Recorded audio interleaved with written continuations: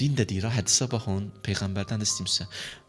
Qawlur racul lil mar'a. Kişi indi öz xanımına da gedir. Öz xanımdan söhbət gedir.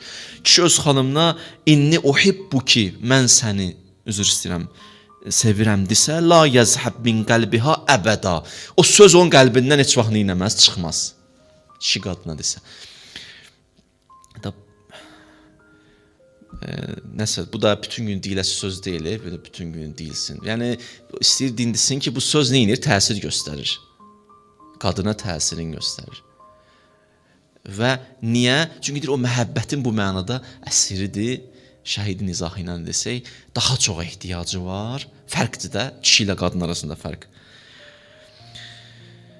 Və davamında buyurur, xanımlar eşqi sevməmişdən öncə aşıqı sevirlər. Necə? Yəni, eşq aşıqı tapandan sonra yaranır. Onları deyib, belə yer olur adətən. Aşıqı tapır, sonra yaranmağa başlayır eşq. İndi əksi də mümkündür, ola bilər birinci. Sevər, görürsən, heç vaxt istəmədiyi bir adamdır. Amma bir müddətdən sonra, məsələn, ailə quran sonra deyir, yox, daha sevdim. Aşıqı tapandan sonra eşq yaranır. Belə bir yanaşması var.